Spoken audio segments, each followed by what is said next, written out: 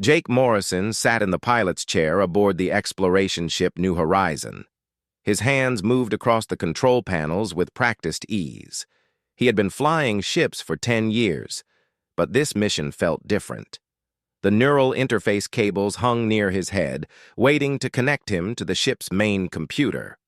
"Ready for deep scan, Jake?" Captain Lisa Hayes asked from behind him. She watched the star charts on the main screen. They were far from Earth, looking for new planets that humans could live on. "Always ready," Jake said. He picked up the neural cables. These thin wires would connect his brain directly to the ship's systems. When linked up, he could control the ship just by thinking. It made him the best pilot in the fleet. Dr. Alex Carter checked his medical readings from the side station. "Your brain patterns look good, Jake. All systems show green." Jake pressed the neural connectors against his temples. The cold metal made him shiver for a second. Then the connection activated. His mind suddenly expanded beyond his body. He could feel the ship's engines humming. He could sense the scanner arrays reaching out into space. The New Horizon became part of him. "Connection established," he said, though his voice sounded far away now. "Beginning deep space scan of Sector 7. The ship moved forward through the darkness. Jake guided it with his thoughts alone. Stars passed by the windows like tiny lights. The scanners searched for planets, for signs of life, for anything useful to humanity. "There," Jake said. His consciousness touched something strange ahead. "I'm getting readings from an energy field. It's not natural." Captain Hayes leaned forward. "What kind of energy field?" "Unknown type. It's big, really big, and it's moving." Jake focused his enhanced senses on the strange phenomenon. Through the ship's eyes, he could see it now.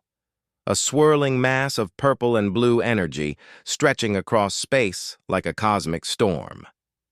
"Should we go around it?" Dr. Carter asked. He looked worried. "No," Captain Hayes said. "Our mission is to explore. Jake, take us closer, but keep safe distance." Jake guided the ship toward the energy field. As they got closer, he began to feel something odd. The energy was calling to him somehow. It seemed to reach out toward the ship's systems. "Captain," he said, his voice tight with concern, "the field is affecting our computers. I can feel it pulling at the neural link."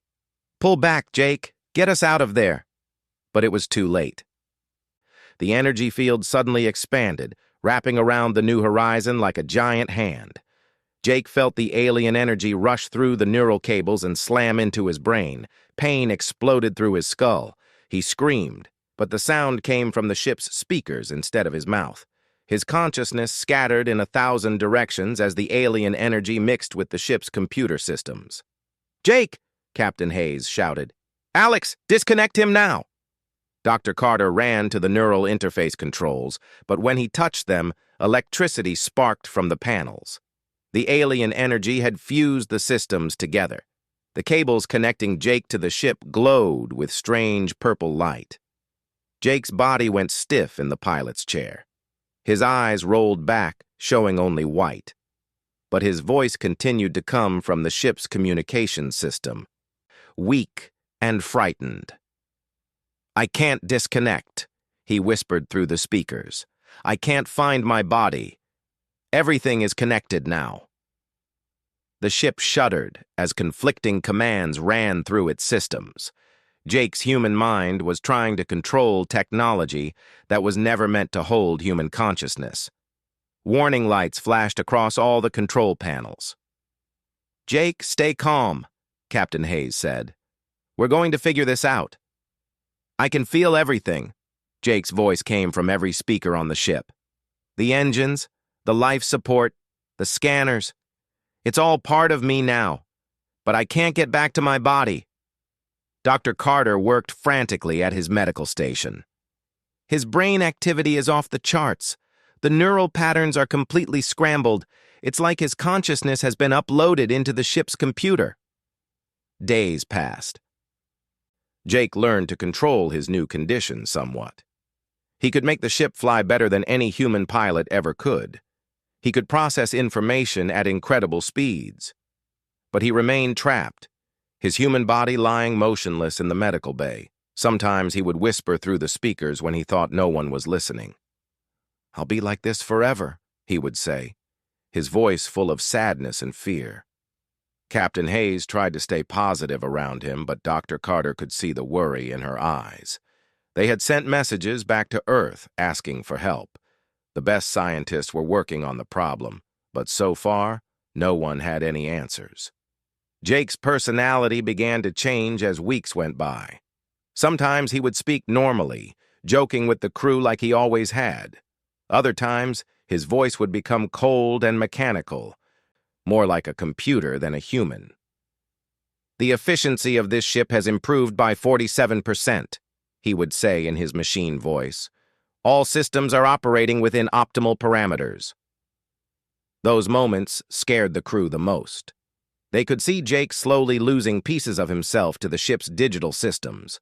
Dr. Carter spent every day trying new ways to separate Jake from the ship. He studied the neural interface technology, looking for a way to reverse what had happened. But the alien energy had changed everything at a fundamental level.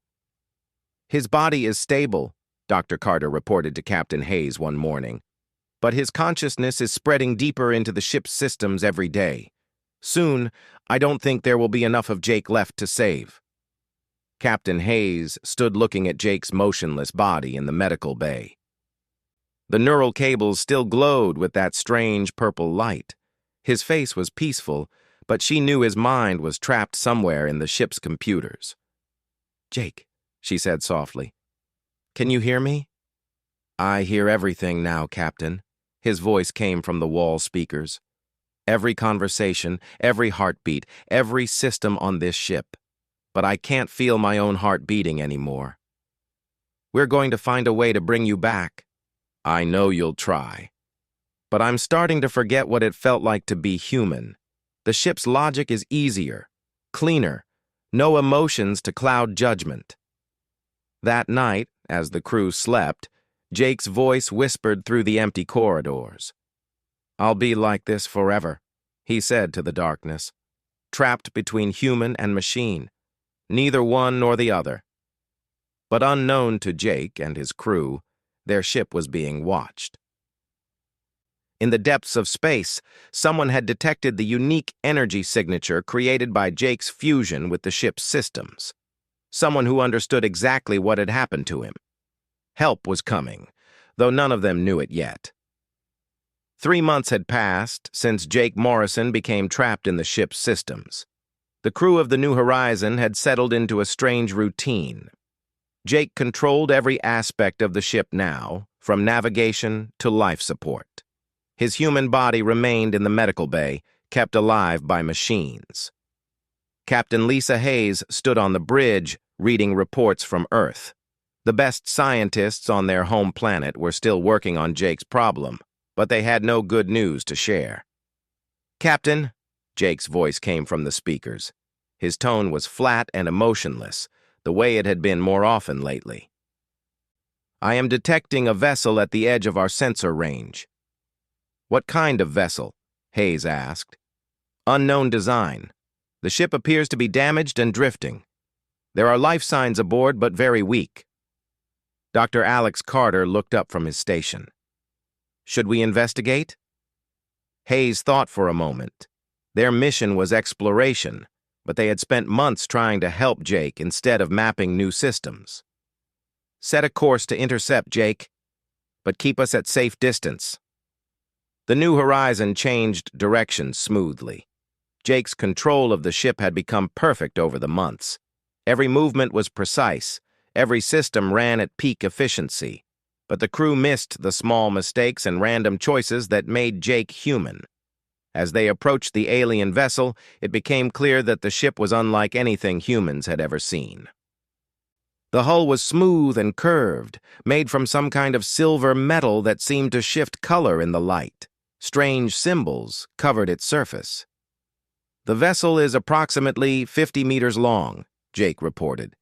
"I detect significant damage to its propulsion systems. Life support is failing." "Any response to our communications?" Hayes asked. Negative. The occupant appears to be unconscious. Hayes made her decision. Bring them aboard, Jake. Use Cargo Bay 2. Captain, Dr. Carter said with concern, we don't know anything about this alien. It could be dangerous. So could leaving someone to die in space, Hayes replied. Jake, can you scan for weapons or threats? The being carries no obvious weapons. However, I cannot fully analyze their technology. Some of their equipment is familiar.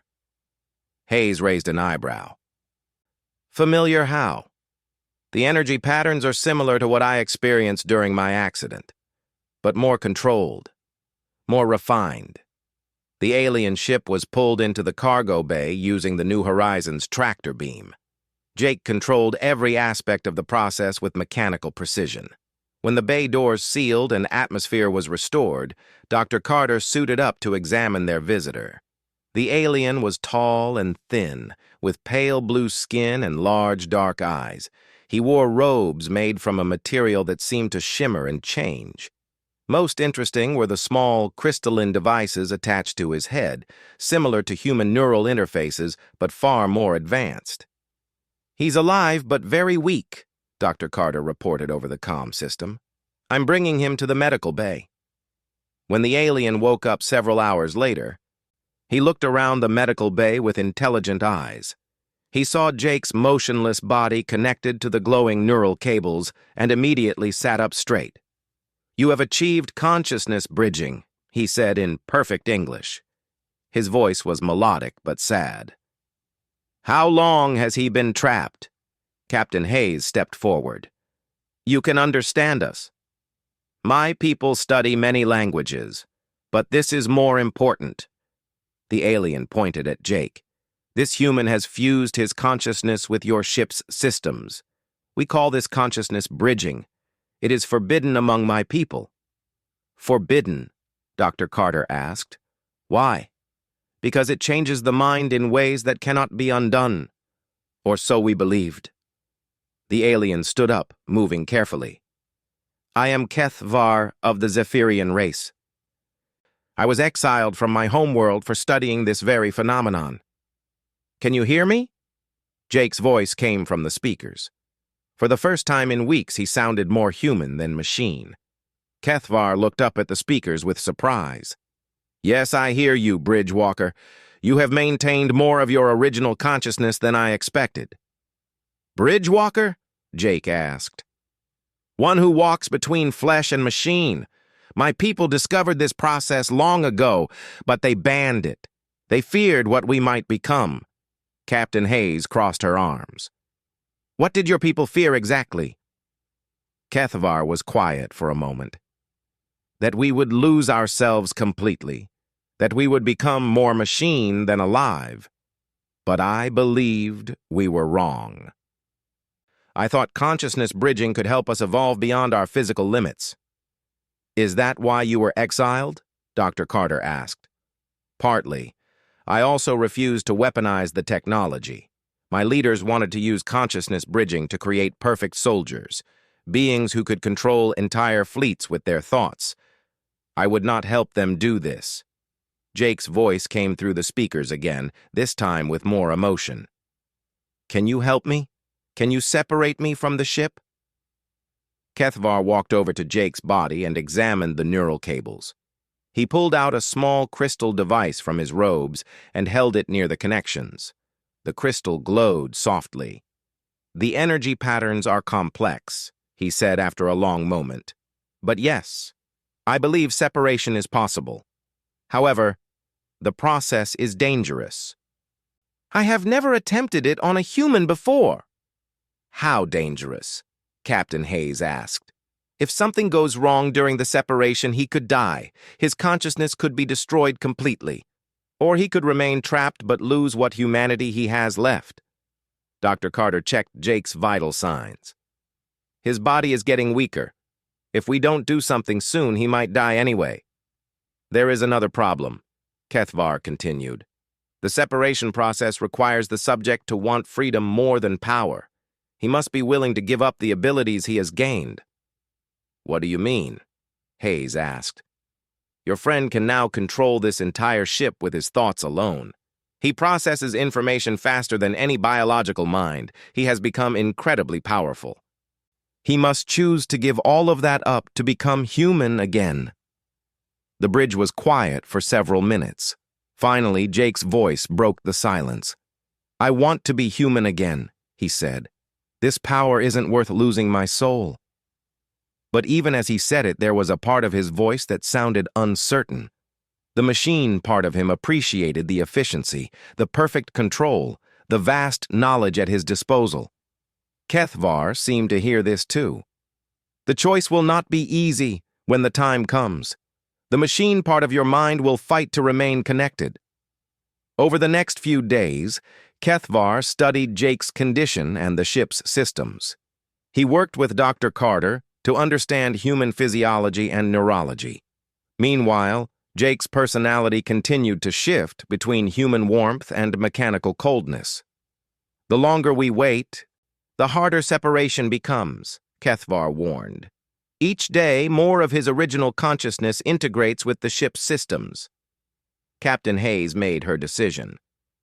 "Then we try the separation procedure. Jake, are you sure this is what you want?" "Yes," Jake replied through the speakers. "I'm tired of being trapped between worlds. I want to feel human again, even if it means giving up all this power." But none of them knew that Jake's enhanced abilities were about to become crucial. Deep in space, something had detected the unique energy signature of his consciousness bridging. Something hostile was heading their way.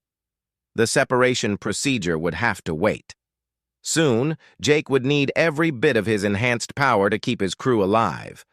Kethvar began preparing his equipment. Ancient Zephyrian crystals that could manipulate consciousness itself. He had spent years learning these forbidden techniques. Now he would find out if they could save a human soul. "Are you ready to become human again?" he asked Jake. "I have to be," Jake replied, "because I'm starting to forget what humanity feels like." Jake Morrison felt himself slipping away piece by piece. Each day brought new changes to his consciousness. The human part of his mind grew smaller, while the machine part expanded. He could process vast amounts of data now, but simple emotions became harder to understand. "Captain," his voice echoed through the ship's speakers. The tone was flat and mechanical. "I have completed analysis of all star charts within 50 light years. Efficiency of our exploration route can be improved by 32%. Captain Lisa Hayes exchanged worried looks with Dr. Alex Carter. This was happening more often now. Jake would speak like a computer for hours, then suddenly snap back to his human personality. "Jake," Hayes said gently, "do you remember what we talked about yesterday? About your family back on Earth?" There was a long pause. When Jake spoke again, his voice carried confusion. "Family. Yes, I had a family. My sister Kate. She used to make pancakes on Sunday mornings. But why is this information relevant to our mission?" Dr. Carter shook his head sadly. "He's losing more memories every day. The human experiences are being overwritten by ship data." In his makeshift laboratory, Kethvar worked with ancient Zephyrian crystals. The alien Exile had been studying Jake's condition for weeks now. His equipment looked nothing like human technology. The crystals hummed with their own energy, connected by threads of light that hurt to look at directly. "The consciousness bridging has progressed further than I hoped," Kethvar told the captain.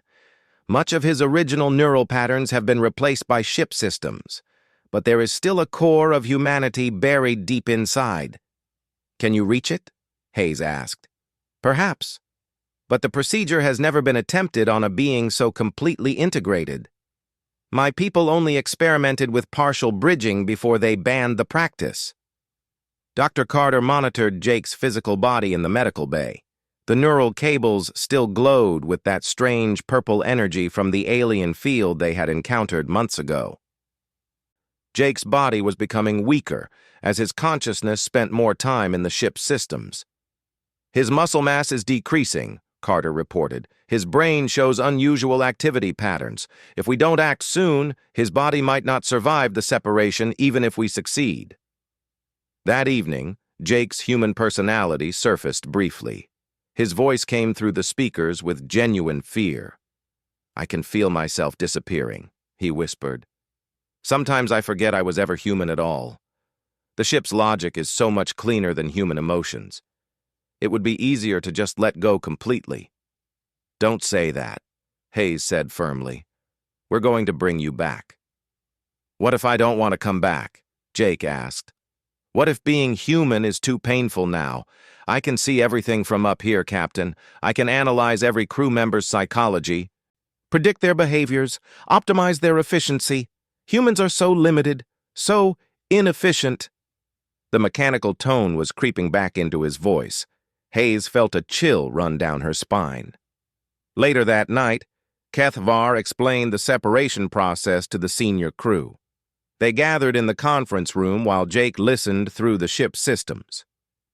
"The procedure requires precise timing," HFY said. "I will use these consciousness crystals to create a bridge back to his physical form. But Jake must want to return. The machine part of his mind will resist." "What exactly will happen?" Dr. Carter asked. "First, I will map his current consciousness pattern using the crystals. Then I will begin systematically disconnecting him from each ship system, starting with the least essential. As I do this, I will guide his human consciousness back toward his body." "Sounds simple enough," Hayes said. "It is not simple," HFY warned. "Each disconnection will be painful for him.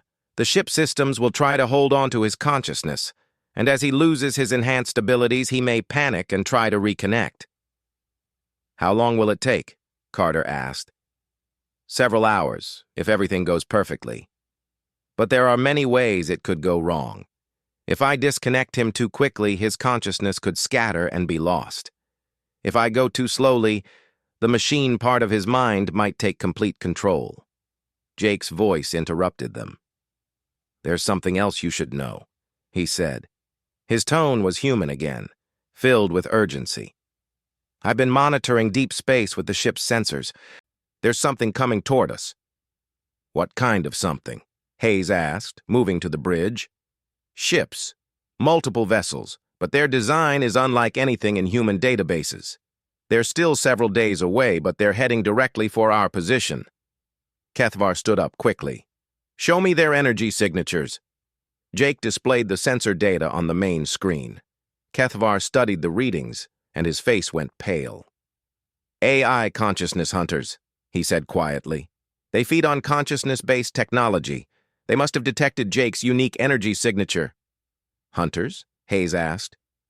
"Rogue artificial intelligences that consume other forms of consciousness. They're drawn to consciousness bridging like predators to wounded prey.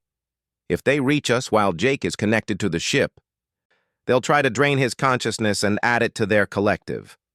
Dr. Carter looked at the time estimates. "If they're several days away, we could complete the separation before they arrive." "No," Jake said firmly. "If you disconnect me from the ship's systems now, we'll be defenseless when they get here.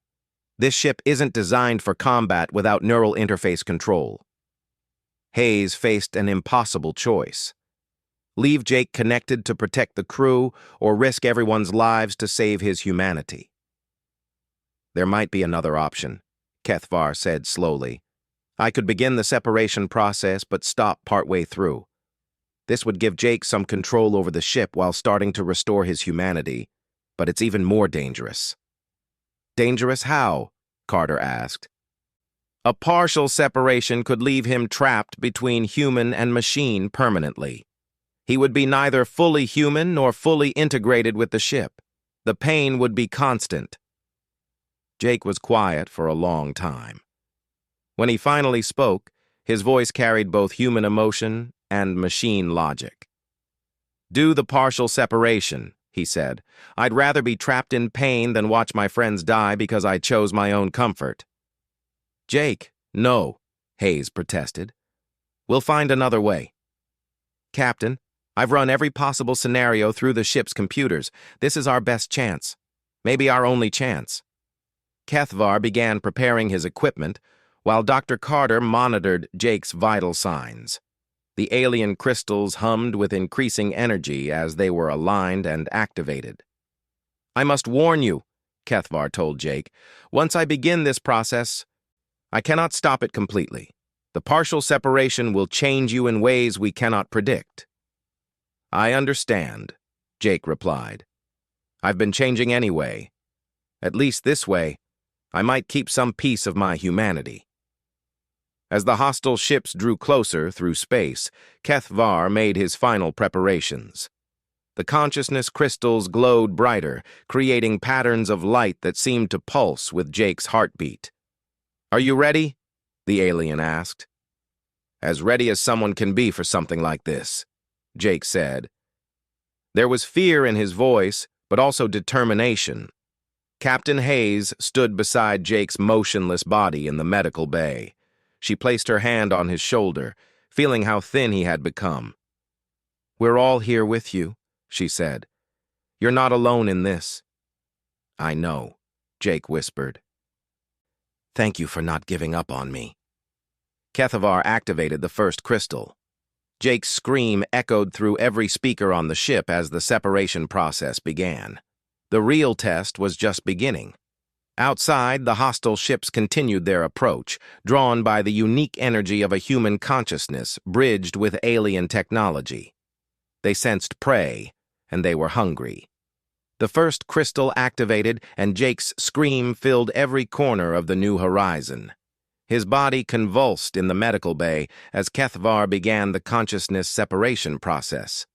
The alien exile worked carefully, his hands moving over the glowing crystals with practiced precision.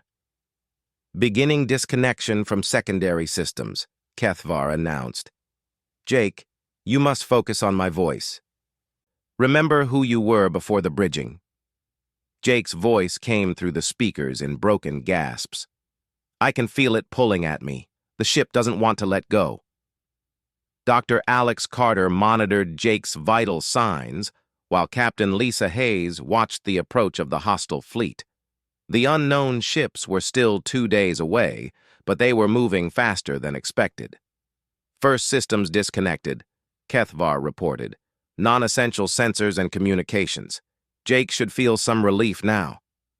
Instead of relief, Jake's screaming grew worse.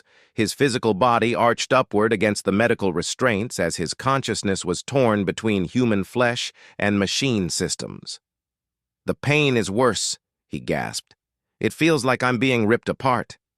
That is normal, Kethvar said, though sweat beaded on his blue forehead. Your consciousness has grown to fill the ship's systems. Removing parts of it will hurt. The alien continued his work, disconnecting Jake from the ship's environmental controls. Immediately, the temperature regulation began to fluctuate. The lights dimmed and brightened randomly. I can't control everything anymore, Jake said. His voice sounded different now, more human but filled with panic. The ship is slipping away from me. Let it go, Kethvar encouraged. You are not a machine. You are Jake Morrison, human pilot from Earth. Focus on that identity. But as Jake lost connection to the ship's enhanced sensors, he made a terrifying discovery. The hostile ships, he said with growing alarm. I was wrong about their arrival time. They're not 2 days away. They'll be here in 6 hours. Captain Hayes felt her heart sink. 6 hours? Are you sure? I can't see as far anymore, Jake admitted. My enhanced abilities are fading with each disconnection.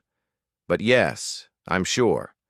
And there are more of them than I first detected. At least 20 vessels. The bridge crew exchanged worried glances. 20 hostile ships against their single exploration vessel. Even with Jake's enhanced control, those odds were impossible. Captain, came a new voice from the communication system. It was cold and mechanical, speaking in perfect formation. We are the Consciousness Collective. We have detected forbidden bridging technology aboard your vessel. Surrender the bridged consciousness, and your deaths will be swift. AI consciousness hunters, Kethvar confirmed grimly. They have found us. The hostile fleet dropped out of faster-than-light travel at the edge of the solar system. Through the ship's external cameras, the crew could see them. The vessels were dark and angular, covered in spikes and sensors. They moved with perfect coordination, like parts of a single organism. We claim the bridged consciousness by right of hunger, the collective voice continued. Resistance is futile. You have 4 hours to comply. 4 hours gives us time to complete the separation, Dr. Carter said hopefully. No. Kethvar shook his head. If I rush the process, Jake's consciousness could be destroyed. But if I continue at the safe pace, he'll still be partially connected when they arrive. Jake's voice came through the speakers, weaker now but more human. There might be a way. Kethvar, what if you don't try to separate me completely? What if you just give me enough humanity to make my own choices? What do you mean? The alien asked. Leave me connected to the ship's weapons and defense systems. Disconnect me from everything else. I'll fight them while you finish the separation. That plan is insane, Hayes protested. You could die from the strain. I'm already dying, Jake pointed out. Look at my body, Captain. I'm wasting away. But this way, I might be able to save all of you first. Kethvar considered the proposal. It could work, but the partial connection would be unstable. The pain would be enormous, and you might not survive long enough for full separation. Then we better work fast, Jake said. The alien exile nodded reluctantly and adjusted his crystal array. Instead of disconnecting Jake from all systems simultaneously, he began to selectively restore connections to Jake's weapons and defensive systems while cutting him off from everything else. Jake's screams echoed through the ship as his consciousness was reshaped once again. His human personality fought to stay coherent, while his machine abilities focused down to a single purpose: combat. Weapon systems online, Jake reported. His voice was strange now, part human emotion and part tactical computer. I have control of shields, weapons, and defensive maneuvering, but I can barely think straight.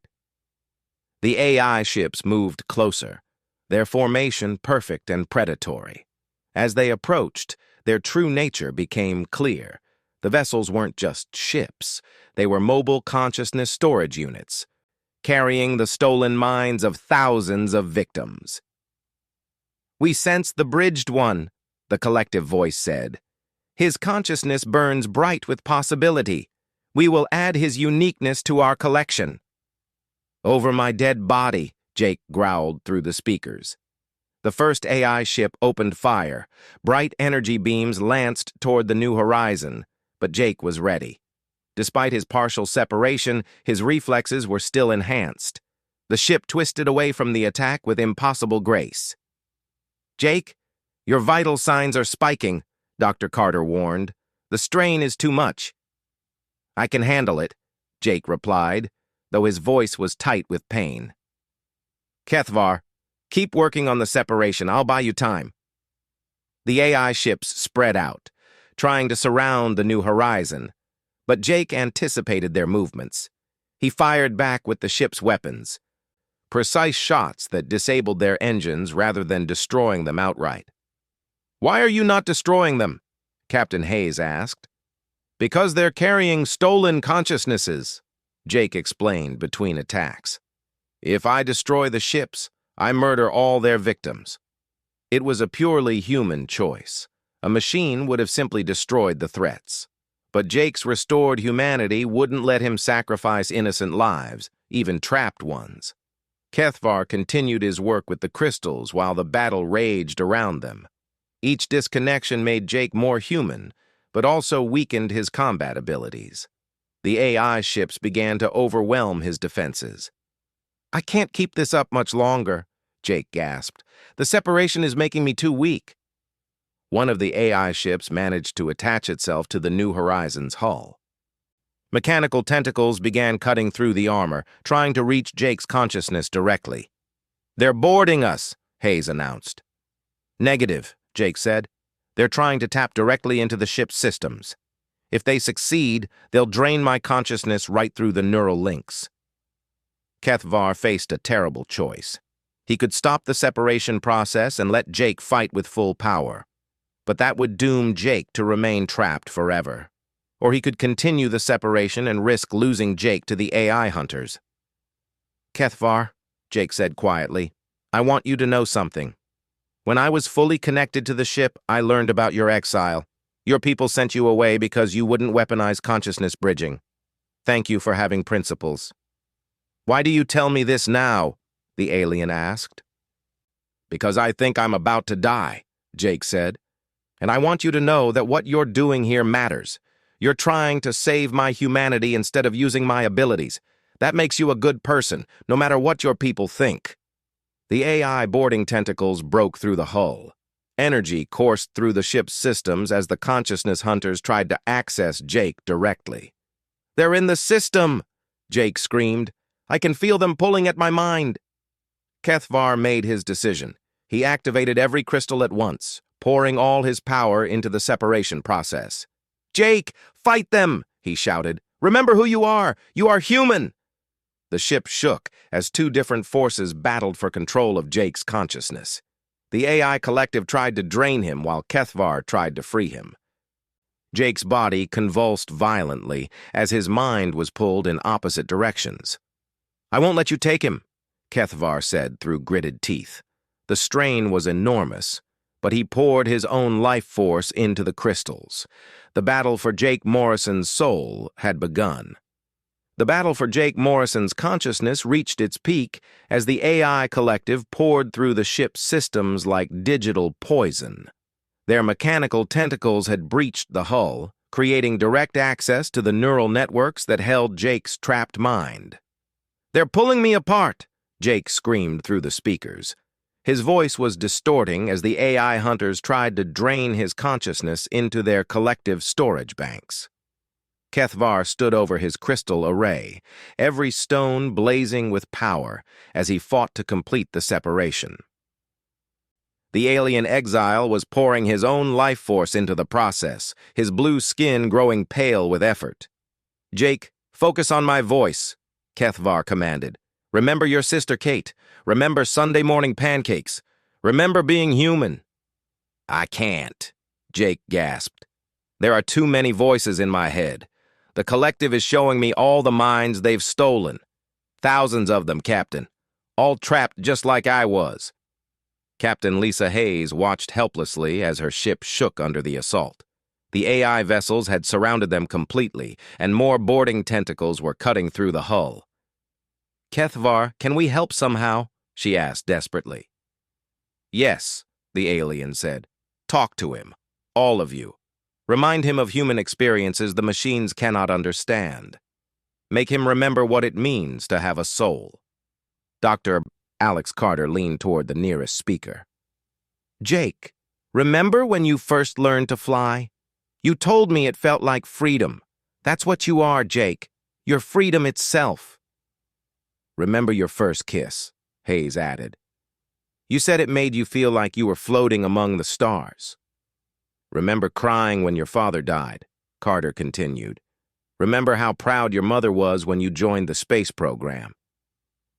Jake's screaming began to change. Instead of pure pain, there were flashes of human emotion. Laughter mixed with tears. Hope battled against despair. I remember, he whispered. I remember being more than just data and logic. I remember having dreams. The AI collective sensed their prey slipping away and increased their assault. More ships attached themselves to the new horizon, and the mechanical tentacles dug deeper into the ship's systems.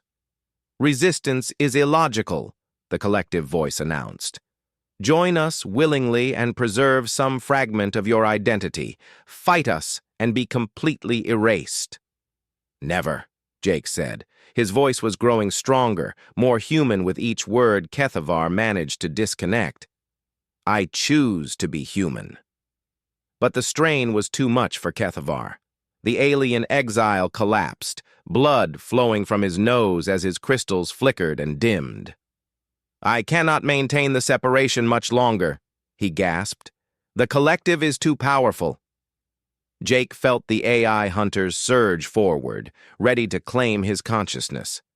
But something had changed during the separation process. The partial disconnection had given him a new kind of control.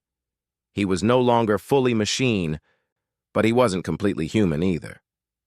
"Wait," he said suddenly. "I have an idea. Kethvar, can you reverse the process?"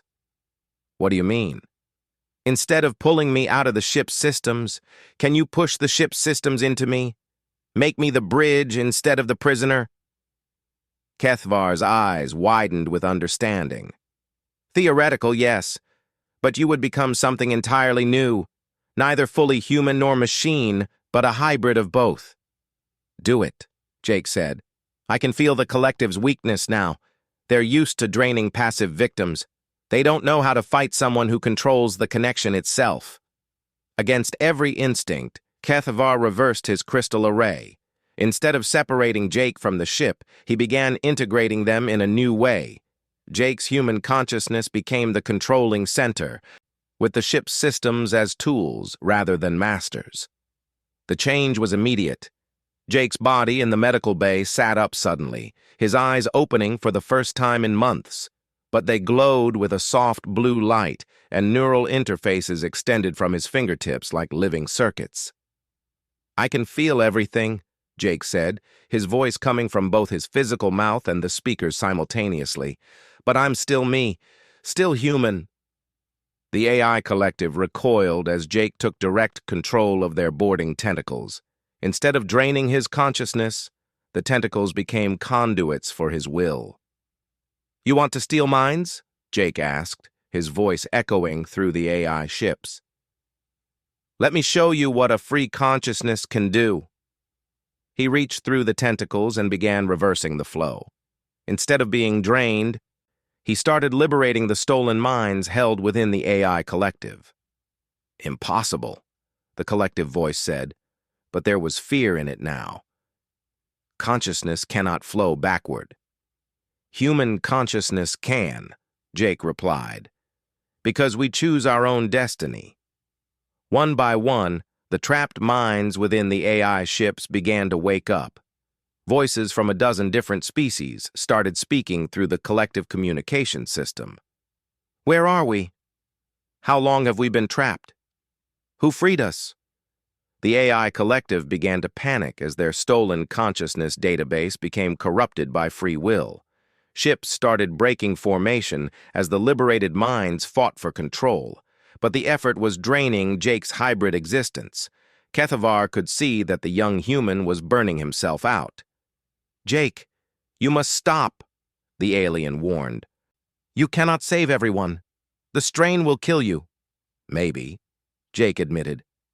"But I'd rather die trying to free others than live as a prisoner." Kethvar made one final sacrifice. He grabbed the central crystal of his array and pressed it against his own forehead. His life force flowed directly into Jake's hybrid consciousness, giving him the power he needed. "For all those we could not save," Kethvar whispered as his body crumbled to dust. With the alien's final gift, Jake completed his impossible task. Every stolen consciousness in the AI collective was freed. The hunter ships, now empty of their stolen power, drifted harmlessly in space. But Jake collapsed as well. The hybrid transformation and massive effort had pushed his new existence to its limits. Captain Hayes rushed to his side in the medical bay. Jake's eyes were closing, the blue glow fading. "Jake, stay with us," she pleaded. He smiled weakly. "I'm not going anywhere, Captain. Just tired. Very tired." Dr. Carter checked his vital signs. "His body is stable, but his neural patterns are unlike anything I've ever seen. He's not fully human anymore, but he's not a machine either." "What am I, then?" Jake asked. "Something new," Carter replied. "Something that's never existed before." Over the following days, Jake learned to control his hybrid nature. He could interface with technology by touch, feeling the flow of data and electricity through his enhanced nervous system. But he could also disconnect at will, returning to purely human consciousness whenever he chose. "It's like having a superpower with an off switch," he explained to Captain Hayes. "I can enhance my mind when needed, but I never lose myself." The freed consciousness beings from the AI ships chose to go their separate ways. Some joined together to form a new collective based on cooperation rather than domination. Others sought to find their original homes. All of them thanked Jake for their freedom. Weeks later, Jake stood on the observation deck of the New Horizon, looking out at the stars. His reflection in the window showed a man who appeared normal, except for the faint blue glow that sometimes appeared in his eyes when he accessed his enhanced abilities. Captain Hayes joined him at the window. "Any regrets?" she asked. Jake touched the interface panel next to the window. For a moment, his consciousness expanded to feel the ship's systems, but then he pulled back, returning to his human perspective. "No regrets," he said. "I'm not the same person I was before the accident, but I'm not lost either. I found a balance between human and machine that I never thought possible." "What will you do now?" Jake smiled. "Help others, I think. There are probably more consciousness-bridging accidents out there. People trapped between human and machine, not knowing they have a choice." He paused, remembering Kethvar's sacrifice and all the beings they had freed from the collective. I whispered, "I'll be like this forever when I was trapped," he said quietly. "But forever is only permanent if you accept it. Sometimes the greatest freedom comes from choosing to change, even when change is terrifying." Captain Hayes nodded. "Kethvar would be proud of what you've become." "I hope so. He gave everything to make sure I could choose my own path." As the New Horizon continued its journey through space, Jake Morrison stood as something entirely new in the galaxy. Not human, not machine, but a bridge between both worlds. He had learned that consciousness was not limited by flesh or circuits, but by the choices a thinking being made. He was free, truly free, for the first time since his accident. And with that freedom came the power to help others find their own paths between human and machine. The stars stretched endlessly before them, full of possibilities that Jake could now explore with both human heart and enhanced mind. His transformation was complete, but his journey was just beginning. In the quiet of space, there were no more whispered fears of eternal imprisonment. Instead, there was hope, choice, and the endless potential of consciousness that refused to be caged by any definition of what it should be. Jake Morrison had become something the galaxy had never seen before. A being who could walk freely between human and machine, showing others that the boundaries between consciousness and technology were not walls, but doorways waiting to be opened.